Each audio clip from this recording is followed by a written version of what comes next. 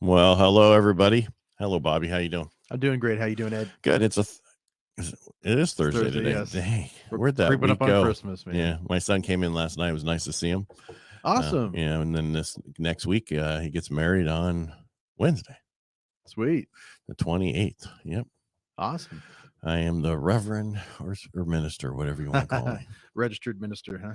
Hey, it doesn't matter how you are. You are. Hey, we're hiring for a pastor, so why don't you come audition? Huh? That's all right. I was probably one and done. Yeah. Yeah. It's, it was one of those things. They needed help and they were looking, and I was like, let's see what I can do. And this church has been around forever, so it worked. Sweet. Yeah. So, yeah, it was funny. It was posted on Facebook. And I did, this was like 6 months ago when I did it. And then somebody was like, well, good luck on your new career. I'm like, you really didn't read my post, did you? Like I say, they don't know you too well, do they? Dude, watch it. I have no problem with certain things. I just have certain problems with certain organized things. No, I know. Doesn't mean that I don't believe. This means I don't think I have to go through some place to get to where I want to go. There's only difference. Yeah. I know you've made a couple comments about people leaving the parking lot.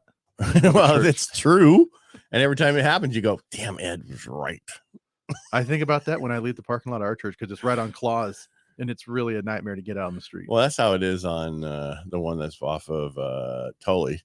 Yeah. They're always, it's like, it's not always the best place, but maybe they should put, lights and certain things in there and let everybody out. But it's like, just there are people who go there to feel better about themselves. And then when they leave there, they forget why they went there in the first place. Oh, absolutely. Yeah. That's all I'm talking about. I'm not talking about the other 90%. I'm talking that 10% because they're there for one reason, and it's not to help you. True. That's the ones I'm talking about. So don't take it about everybody.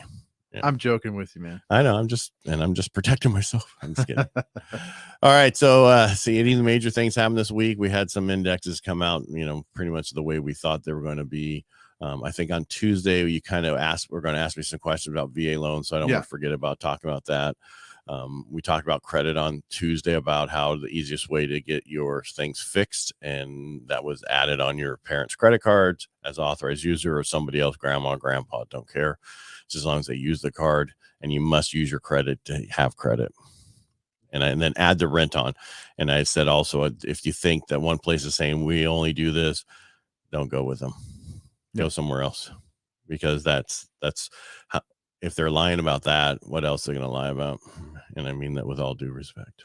Yeah. Okay. I'm just saying, it's like, you can't be the only one out there that does it. Yeah. There's always it's like, I'm the lowest rates around here. Someone else can always beat you in a second. You never know. You can't say that. Now you get what you pay for too, right? Right. And if there's fine print, be very careful. That's on TV. Really read that fine print. So you can pause it these days and you can read it. So be careful with online lenders, because a lot of them charge a lot of fees. That's the way they can pay for their online stuff. Yeah. Just be careful. I go local with everything. You get a really good deal local on what we do, because it's based off of where you live. I don't know if you know this, but we all had to rechange how we get paid as loan people. We get paid off the balance only, not the rate. And so we all have to make up what we're going to make across the board. We don't change it per transaction. It's the same number across the board. So numbers over in the Bay is different than numbers over here. So gotcha. Yeah. And so it just works out, but anyway, I'm done talking. Anything you want to go over, Bobby? Well, I want to touch on the VA stuff, right? Anything real estate before we get into that? No. Okay. No. I mean, I guess if I can talk about a listing I have. Sure. Go ahead. A couple listings right now. So I have a gorgeous one in River Heights in Riverbank, and we have it at $799. And so it's a great house. It's on a 1/2 acre lot, backs up to an orchard. It's got a pool. It's got a pool. I've seen it. Yeah. It's a split level, but the upstairs master bedroom overlooks the orchard. So you get a sunset view. I mean, it's a fantastic house, and it's in a court, right? So if you have little ones, it's technically a 4-bedroom. One of the bedrooms doesn't have a closet, but that's easy enough to put an armoire in there. Or make a closet if you really want to call it a bedroom. Yeah. And it's big, right? So you could put in a good sized closet and still be a big room. So it's like a great room kind of thing upstairs. Is it upstairs? It's on. So you have the main level when you enter, right? And then about about 5 feet up is where the other 3 bedrooms are, and another 5 feet above that is the master bedroom. Oh, so the master's way up there. Yeah, it's kind of interesting the way it's the way it's split. So yeah, but it's great property if anyone wants to look at it. And then I have one over here off Stanford, has a lot of original features, but super clean house. It's over on Columbine, and that one is at $49,950. So It's not bad. Not yeah, bad price. yeah, and a straight shot to the freeway too. So If you're a commuter. yeah, Right? we still got some of those, right? Yeah, I think so. I don't. I'm a mile and a quarter, so Yeah. Hey, that's ideal, man. we're not really. Like I'm saying, let's. Well, I mean, working from home sounds nice, right? So you do it for a while. Right, until you have to deal with everybody else at the house. Yeah. Because I mean, sometimes 2 people work at home. Usually it used to be 1 person occasionally would. Now you got multiple people doing it. Yeah. But supposedly a lot of places are going back, calling everybody back in at least 3 days a week. Yeah, I've heard that, and I know in some markets, especially like up in Tahoe, they're really hoping that changes the market up there, because I have some good friends who are trying to buy up there. Changes where people have to put their house on the market because they got to go back into the office. Yeah, because they had so many people from the Bay come out and buy up in Tahoe, and even though they're transplants from the Valley, they've been there longer than everyone else. So and they never bought. No, because it was one of those things where they had their house built brand new in Manteca in 2007. Oh, gotcha. Right, and so it took them years. They're very honorable people, and they stuck with their house, and they said, "Hey, we signed the mortgage. We're gonna stay in this house till we can sell it." Right, and so that took like 10 years, and so they got out from underneath of it, and so they're a little gun shy about buying, but they waited a little too long, and now the market's just crazy up there. Yeah, it's been crazy since 2020. Yeah, up there. No, I know they've been renting, and the for about issue 6 up, years. I know, but the issue up there that is better now is Airbnbs are very hard to. They don't want them. Yeah, so, they're dumping them. They're putting them on the market. Right, so that's where you get your house at right there. Yeah, because they're not all big homes; they're all rentable homes. Yeah, right. Yeah. And so my aunt, she's a realtor in Sebastopol, and she had 2 Airbnb listings coming up in Tahoe, and I gave them the heads up on it, but they weren't ready at the time. So what are you gonna do? You can lead a horse to water, but you can't make them drink. Can't make them buy that house in Tahoe. That's right. All right. So what was your questions about VA loans? Yeah. So we were talking about contingencies. We're seeing a lot more of those. We're seeing, I don't know if we want to call it a house swap, but we're seeing a lot of people that own their homes that have been there for a long time, have a lot of equity, looking to do a lateral move or a slight downsize, right? But there's going to be contingencies on them selling and closing on that house. And so as we were talking about with FHA, VA, and certain conventional loans, you have 60 days to be in that house. Are there any exceptions to that? Well, just things can happen. I had a VA, I'm not VA, I had an FHA where they were buying a condo, and they couldn't get the renter out in time to close, and they asked would the buyers take over that, and I told them no, but they said yes. 6 months later, they still hadn't been in their house yet. Oh, the buyers agreed to it. Yeah. So then they never moved out. It took almost a year to get those people out. Yeah. So the question is yes, but if it's a seller, and that's the thing about the caveat with renting back your place, right? Because there had been cases where the seller never got out. Yeah. Right. And then now you got to go to court, evict them, all that. So I understand that, and rent backs are, work most of the time, but there are those exceptions. So if somebody is selling their house but not moving out of it, don't rent it back to them. Right. Yeah. But your statement, on average, as long as you're within, the thing says you're going to be in there within 60 days. Mm-hmm. Is there somebody knocking on the door on the 61st day to check to see if you're in there? No. But if you go with the intent you're going to move in there within 60 days and something happens, you're going to be okay. Just document it. Yeah. Right. It's when you intend to never move into it and you buy it as a VA, and that's the intent from the beginning. That's fraud. That's mortgage fraud. No, I'm just explaining to everybody else, not just you. Yeah. I'm just saying that it's the intent when you go into it. If you intend it differently than what you state, right? Because I have a couple of people right now who are their dad, daughter, and son-in-law. The 2 people are vets. They're buying somewhere else. And I told them how to do it. Well, now they want to buy the house 3 houses down from the dad. I'm like, I can't have 2 vets buying a house 3 houses down from where they already have a house. right? Because it has to make sense. When we were doing, they were looking to buy in Stockton, and that made sense because that was closer to dad's work. They could all buy together. Luckily, the kid can do it by himself. They just didn't realize that. Gotcha. Right. So you have to do stuff with VA that makes sense. You can't just do whatever you want. Right. Yeah. But because you can have 2 VA loans, but you can't say I'm buying the house across the street and I'm moving into it. Unless you truly are moving into that house across the street because it's bigger or smaller and you have to make sure it makes sense. Yeah. But the biggest thing right now with VA is just there's no mortgage insurance. So if you have a vet buying a house at the same price that a FHA person is buying a house at, that could be $280 to $300 cheaper for the VA. Yeah. Right. A $300,000 house could have a $2,200 monthly payment on it, where a FHA person would have a $2,600 a month payment on it because there's no mortgage insurance for VA. There is the funding fee that gets added on top, but nothing monthly. Mm-hmm. Right. And so and same with the conventional, they have that monthly also if you don't put down 20%. So, can you explain the VA funding fee a little bit? Yeah, the VA funding fee is basically a amount that you pay, like whether it's your first time or you've done it before, and it's a fee. It's anywhere, I think it's 2.15, 2.30. Don't worry, I always look. It's automatically put in there. I don't have to think about it these days. And then the second time uses 3 something. What that does is it gets added on. So if you had if you had a purchase price of $100,000, you now would have a purchase price of $102,500. You follow me? Yeah. So it gets added onto the mortgage, and then you pay on that over time. Every time you go to refinance that through VA, which is a streamline, it's 0.5% that they charge. Yeah. If you're 10% disabled or greater, you don't have to pay that funding fee at all.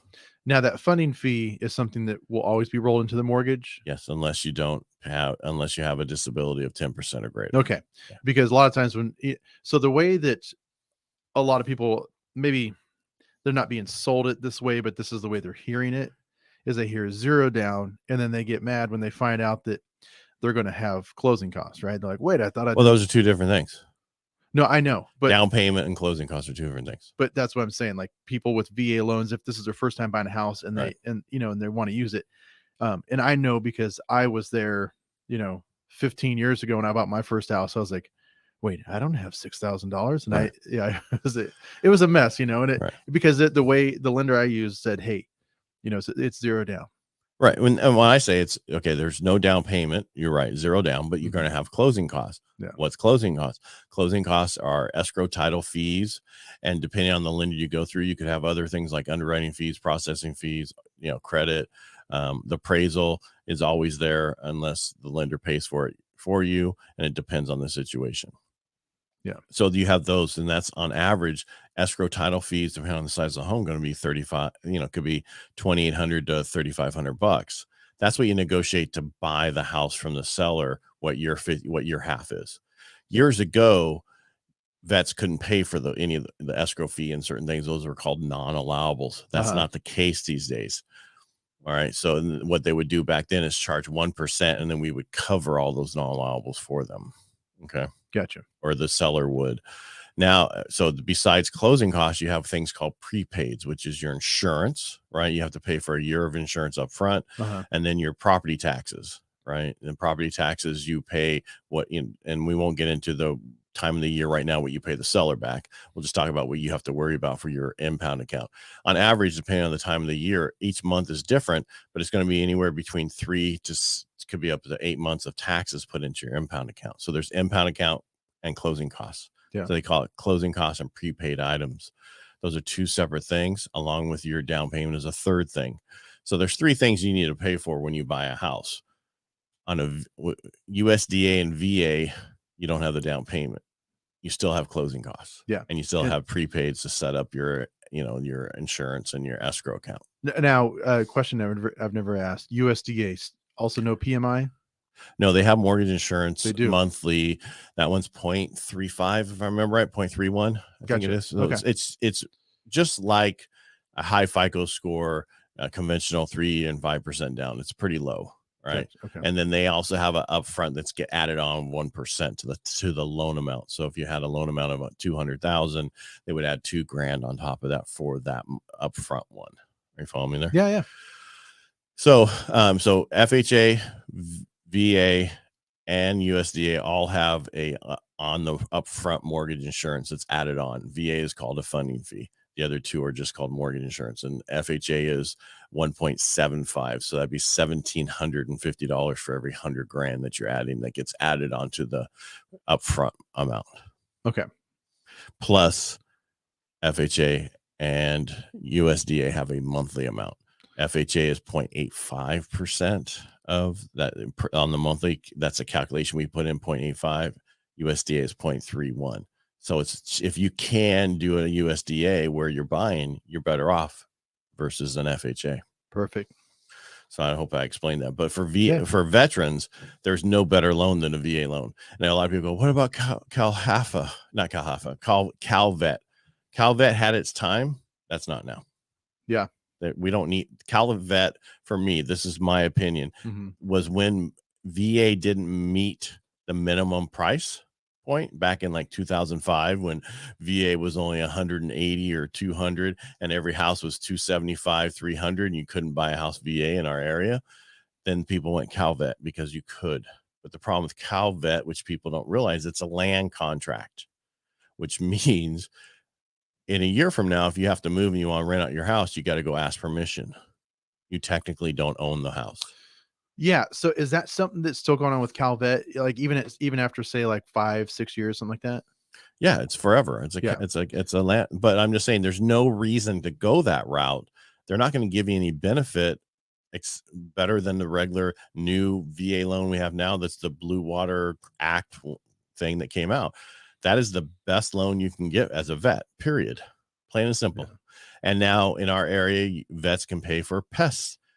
They always were able to pay for the pest report, but now they can actually say, I'll take care of these pests ourselves. We'll pay for these ourselves. Where before they said, you can't do that. Now VA allows it. How we get it, we can also do a short form VA inspection report. That's because VA says, I only need this report. California says we need this report, but VA says we only need this one. And we can get away with just saying there's no active pest. And then that's it. You don't have to worry about dry rot or anything else as long as it's not called for by the underwriter. Well, and it's going back to the CalVet thing, right? So I had a buyer, 5 years ago that we started out with VA, and for some reason, I don't know if it was credit score or what, but they had to roll them into a CalVet, right? And so he was thinking about probably purchase price. It might have been. It's so long ago, I can hardly remember. And the other reason CalVet's not good is if you've been out for a period of time, you don't get the full thing. Meaning that if you're out right in the first 5 or whatever years it is, you get the full 25 or 30 years. If you've been out for 15 years, you don't get that program. Yeah, when this guy was Vietnam vet. Yeah, I'm surprised what they got. But anyway, but CalVet 5 years ago was different than it is today. But so he was thinking about moving down to San Diego. And I said, well, yeah, you should always check with your lender just to make sure. And he's like, oh, yeah, I have to get permission from them. I was like, no. Well, no, just have to make sure that you can afford it. That's the permission we're talking about, right? To rent it out? Oh, no. Oh, that, yeah, on the CalVet. Yeah. You have to call them. And because it's like I said, it's not it's a land contract. Check it out. It's not the way that is. I would not want to not own my house. Yeah. I understand what it was there for and what the purpose of it in the past, but for today, there's no reason to utilize it. And if you have a reason why we should be utilizing this, please reach out to me and let me know what that is, because that's my opinion on it. The VA loan is so much better. Rate wise, everything is so much better. Plus you own it is not a land contract. Yeah. And in this market, when you can buy up to $2+ million with a VA loan, yes, it's considered a VA jumbo. So the rate's a little bit big difference. But if it's in the conforming loan level of 726 to 150, whatever it is, sorry, can't keep track of all the numbers. They change all the time. It doesn't matter. My system does it for me. I just put in your information. It tells me everything. It's for all this really dumb people. We can do really well. And it's just a better program. So there's no reason to do anything else. Yeah. Awesome. Did I answer your questions? Yeah. On that? I mean, a lot of people have a lot of questions on, I'm trying to understand the VA. And the biggest issue you have to worry about if you're a vet is were you in active duty or were you enlist or you reserve? There's the difference. If active duty, pretty much as long as you got out with an honorable discharge, you're good to go. If got out anything other than honorable, you're probably not going to get it. You need to go in and get your discharge adjusted for whatever that reason is back to honorable. You can do it after the fact. Yeah. But reservists, you have to have been in for so long or been active for a period of time. And on a case-by-case basis, we have to go through, get certain letters, get certain things, and put it through. If you're currently in right now, you didn't buy when you're in. So it's a little different. You don't have a DD-214. You have to go to your command and get a letter stating, you can go to VA, we can get you a letter, but stating that you're active in this and you can you can buy a house. Gotcha. Yeah. And if you refinance while you're in, this is huge. We have to get a live and well letter if you're overseas. Saying that you're alive and you're well. Making sure you're still here. Your spouse isn't refinancing. Okay, well, you as a widower, you can Mm-hmm. for as long as you don't remarry and there's a whole thing and you're receiving certain benefits. But if you're active, they want to make sure that you're alive and well. Gotcha. If you're doing the refinance, the letter we get originally for purchasing takes care of most of that. Gotcha. I think I answered the questions. Yeah. And again, on the spot, it's different when we do this on the spot. It's live. People don't realize it's different, and you can sometimes forget things or mess it up. So yeah, I was gonna say I'm not going 100% on everything I say, but I'm pretty close. So, and Bobby, thanks for being here again. Thank you. Have a Merry Christmas. We'll talk to you next week. Right? Yeah. Have a Merry Christmas, because the last time we're probably going to talk this week. I know. It creeps up every year so quick, man. Well, it's on Sunday, which is unusual. Yeah. And then you have Monday off. Yeah. All the kids are off. Oh, yeah. Trust me. Can't wait for them to go back to school. Yeah. Love them. I'm going to be working from the office till school's back in. All right, everybody, make it a great day. Thanks, We went a little long today. All right, bye.